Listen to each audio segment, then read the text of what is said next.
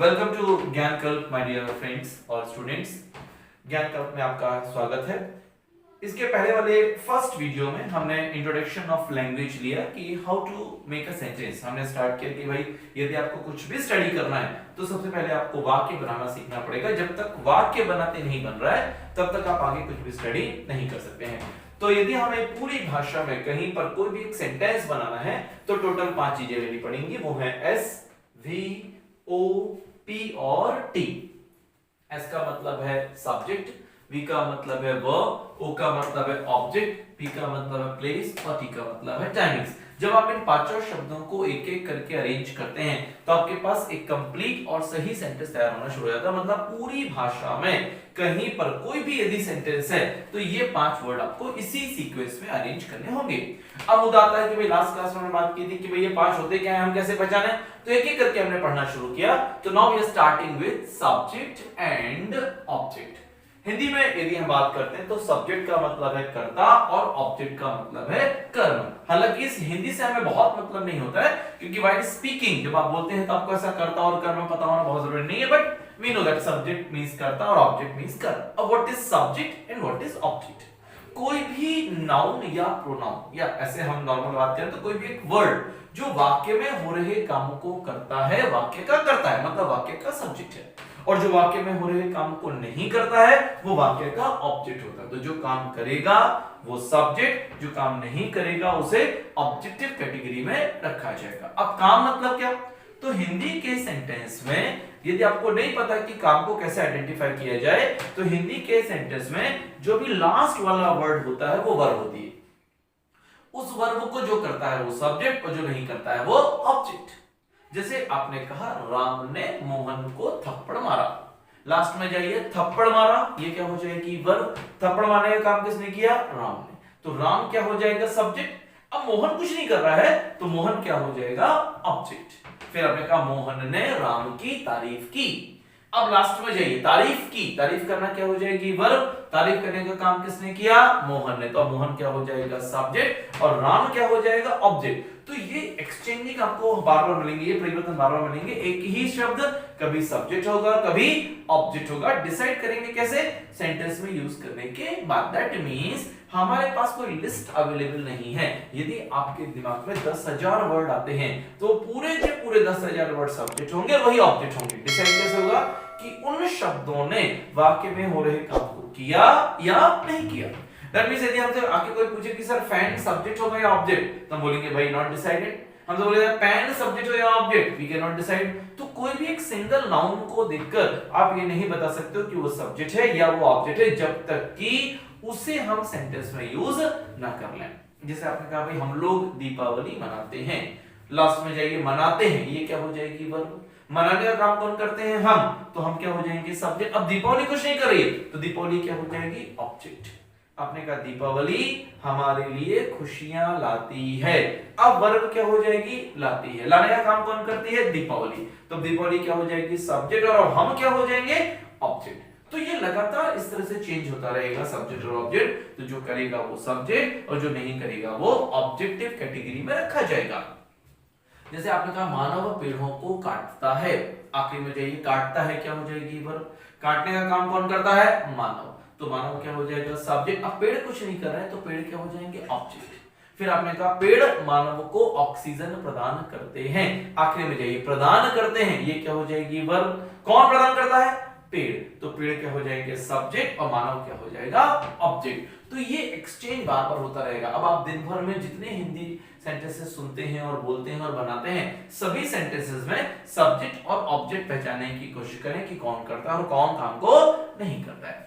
अब देखिए यदि सब्जेक्ट और ऑब्जेक्ट की लिस्ट की बात की जाए तो हमारे पास टोटल 7 सब्जेक्टिव फॉर्म्स होते हैं और 7 ऑब्जेक्टिव फॉर्म्स होते हैं। इसके अलावा ये लिस्ट और बड़ी हो सकती है यदि यहां से आप नामों को ऐड करना शुरू कर दें, जैसे आपने अभी बोला पेड़, मानव, पेन, कॉपी और फिर हजारों नाम है। तो जब नाम लेंगे तो ये लिस्ट बहुत बड़ी और हो जाएगी, पर नामों को यदि छोड़ दें तो 7 सब्जेक्टिव फॉर्म और 7 ऑब्जेक्टिव फॉर्म। सब्जेक्टिव फॉर्म और ऑब्जेक्टिव फॉर्म की हिंदी कॉमन होती है हिंदी को लेकर कोई बंटवारा अवेलेबल नहीं है। दैट मीन्स यदि आपके दिमाग में 10,000 हिंदी शब्द आएंगे तो पूरे के पूरे 10,000 हिंदी शब्द सब्जेक्ट होंगे और वही ऑब्जेक्ट हो जाएंगे। डिसाइड कैसे होगा कि उन शब्दों ने वाक्य में हो रहे काम को किया या नहीं किया। अब हमारे पास सब्जेक्ट्स में क्या है, I, we, you, he, she, it और दे, और इनके साथ ऑब्जेक्टिव फॉर्म्स है। तो आई का मी, वी का अस, यू का यू, ही का हिम, शी का हर, इट का इट और दे का देम। इनकी हिंदी को लेकर बात करें तो आई और मी दोनों के लिए हिंदी क्या हो जाएगी, मैं, मैंने, मुझे, मुझको, मेरा, मेरी, मेरे, मुझ में, मुझ पर, मुझसे। अब ये सारे के सारे जो वर्ड्स हैं यदि ये वाक्य में हो रहे काम को करते हैं तो इन पूरे हिंदी शब्दों के लिए आप क्या लगा सकते हैं, आई, और काम नहीं करते तो इन्हीं पूरे शब्दों के लिए क्या लगा सकते हैं, मी। मतलब मैं आपसे नहीं बोल रहा हूं कि आप मतलब करो कि आई यानी मैं और मी यानी मुझे और मा यानी मेरा, मेरी, मेरे, ऐसा बिल्कुल भी नहीं होता है। मैं परिवार का यदि कोई भी वर्ड मिला तो यदि वो काम करेगा तो उस मैं परिवार के शब्द के लिए क्या लगाएंगे, आई, और काम नहीं करेगा तो क्या लगा देंगे, मी। आई सिंगुलर है, आई का प्लूरल होता है वी। वी यानी हम ज्यादा लोग हैं, तो अब यहां पर हिंदी क्या हो जाएगी, हम, हमने, हमें, हमको, हम में, हम पर, हमसे, हम लोग। अब ये सारे के सारे शब्द यदि वाक्य में हो रहे काम को करते हैं तो इन सभी शब्दों के लिए क्या लगाना पड़ेगा, वी, और काम नहीं करते इन सभी के लिए क्या लगा देंगे, अस। ऐसे यू पर आइए तो यू में तुम, तुमने, तुम्हें, तुमको, तुम में, तुम पर, तुमसे, या आप, आपने, आपको, आपसे, तू, तूने, तुझे, तुझको, ये जितने भी वर्ड मिले यदि ये काम करते हैं तो इन सब के लिए आप क्या लगाएंगे, सब्जेक्ट वाला यू, और काम नहीं करते तो इन सब के लिए लगाया जाएगा ऑब्जेक्ट वाला यू। यू में दिक्कत नहीं है क्योंकि सब्जेक्ट और ऑब्जेक्ट दोनों ही यू है वहां पर। फिर यहां पर आइए ही, शी, इट। यदि आप किसी लड़के की बात करते हैं तो ही और हिम लगेगा। यदि किसी लड़की की बात करते हैं तो शी और हर लगेगा। यदि किसी निर्जीव की बात करते हैं तो इट और इट लगेगा। और बहुवचन ज्यादा लोगों की बात करते हैं तो दे और देम का यूज किया जाएगा। एक लड़का है तो ही, ज्यादा लड़के हैं तो दे, एक लड़की है तो शी, ज्यादा लड़कियां हैं तो भी दे, एक निर्जीव है तो इट, ज्यादा निर्जीव है तो भी दे का यूज किया जाएगा। अब यहाँ पर हमारे पास इंग्लिश बहुत सारी तो हिंदी बहुत सारी है। उस, उसने, उसे, उसको, इस, इसने, इसे, इसको, उन, उन्होंने, उन्हें, उनको, इन, इन्होंने, इन्हें, इनको, ये सारे के सारे शब्द यदि वाक्य में हो रहे काम को करते हैं तो इन सभी के लिए ही, शी, इट और दे लगेगा। काम नहीं करते तो इन्हीं सभी के लिए हिम, हर, इट और देम का यूज किया जाएगा। दैट मींस मैं आपसे ये बोल रहा हूं कि ये हिंदी भी आपको याद नहीं करनी है, सिर्फ आपको कितना लॉजिक समझना है कि आपके पास जितने भी हिंदी वर्ड्स आते हैं वो 3 फैमिली के होते हैं, मैं वाला परिवार, तुम वाला परिवार और उसे वाला परिवार। मैं में 2 लोग हैं, आई और मी।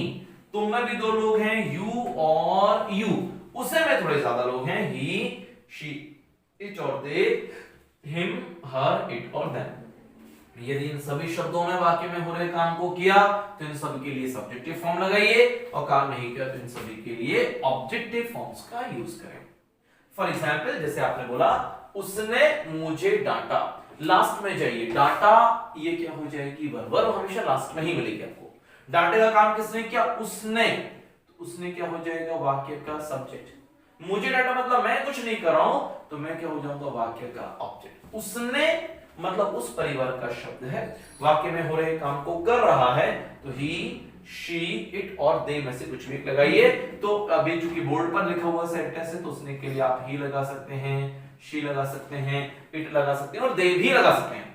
प्रैक्टिकली जब आप बोलेंगे तो आपको पता होता है कि उसने आपने किसके लिए लगाया। जैसे आपने बोला कल मोहन मेरे घर आया और उसने मुझे डांटा, ये हमने उसने किसके लिए लगाया, मोहन के लिए, तो क्या हो जाएगा ही। कल सविता मेरे घर आई और उसने मुझे डांटा, ये उसने किस पे लगाया, आपने सविता पे, तो क्या हो जाएगा शी। तो जब प्रैक्टिकली आप बोलोगे तो आपको बराबर पता होता है कि आप किसी लड़के के लिए यूज कर रहे हो, लड़की के लिए यूज कर रहे हो या बहुवचन के लिए यूज कर रहे हो। तो अभी बोर्ड पर है तो हमने ही, शी ले लिया, आप इट और दे भी ले सकते हो। मुझे मतलब मैं परिवार का शब्द है, यदि ये काम करता तो आप क्या लगाते, आई, और काम नहीं कर रहा है तो क्या लगा देंगे, मी। यहाँ पर मुझे वाक्य में हो रहे काम को नहीं कर रहा है तो आपने लगा दिया मी। डाटा इसे लेकर अभी हम कोई डिस्कशन नहीं कर रहे हैं, जब आप टेंस पढ़ेंगे तो हम देखेंगे डाटा के लिए सेकंड फॉर्म लगाना है, थर्ड आईएनजी क्या लगाना है, that we discuss later on. फिर नेक्स्ट सेंटेंस है मुझे बाजार जाना है, आखिरी में जाइए, जाना है ये क्या हो जाएगी वर्ब। जाने का काम किसे करना है, मुझे खुद को करना है, मतलब अब मुझे क्या हो जाएगा वाक्य का सब्जेक्ट। तो देखिए यहाँ पर भी मुझे था और यहाँ पर भी मुझे, पर यहाँ पर मुझे ऑब्जेक्ट था तो आपने क्या लगाया मी, यहाँ मुझे सब्जेक्ट तो क्या लगा देंगे आई। तो बस यही बात हम आपको समझाने की कोशिश कर रहे हैं कि हिंदी जो होगी वो कॉमन होगी। हिंदी शब्द काम करेंगे तो सब्जेक्टिव फॉर्म, काम नहीं करेंगे तो ऑब्जेक्टिव फॉर्म का यूज किया जाएगा। जैसे यहाँ पर मुझे के लिए मी और यहाँ पर मुझे के लिए आई।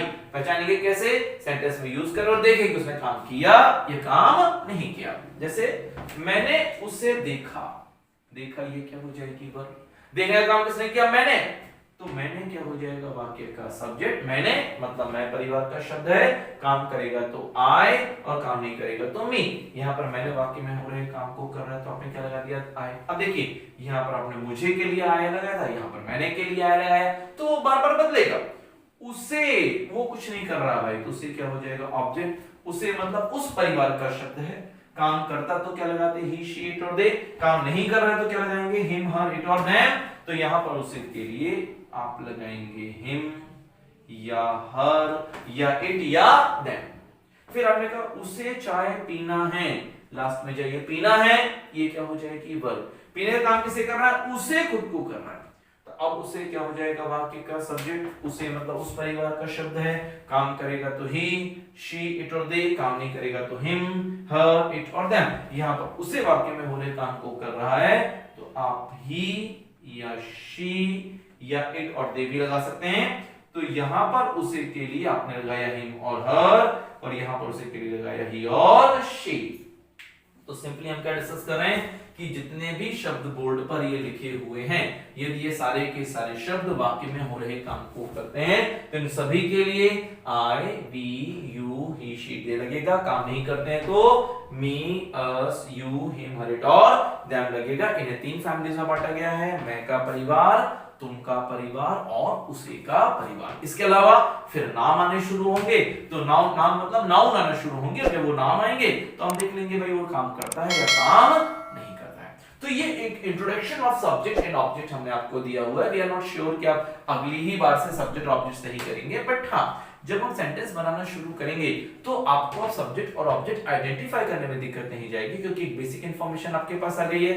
You know how what are the kinds of subject object, कितने होते हैं, कितने प्रकार के होते हैं, हिंदी का होती है, कैसे उन्हें आइडेंटिफाई किया जाए। फिर जैसे जैसे आप प्रैक्टिस करेंगे उसके आपके ऊपर कमांड आती जाएगी, दैट मींस आपकी सब्जेक्ट ऑब्जेक्ट पर फिर कमांड आना शुरू हो जाएगी। तो this is that's all for today. आज के लिए हम इतना ही करेंगे subject and object. In the next class next video में हम आपको एक्सप्लेन करेंगे वर्ब कितने प्रकार की होती हैं, कौन कौन सी होती हैं, हाउ टू यूज। तो सारा इंट्रोडक्शन ऑफ वर्ब हम स्टार्ट करेंगे इन नेक्स्ट वीडियो। तो नेक्स्ट वीडियो में we are meeting with the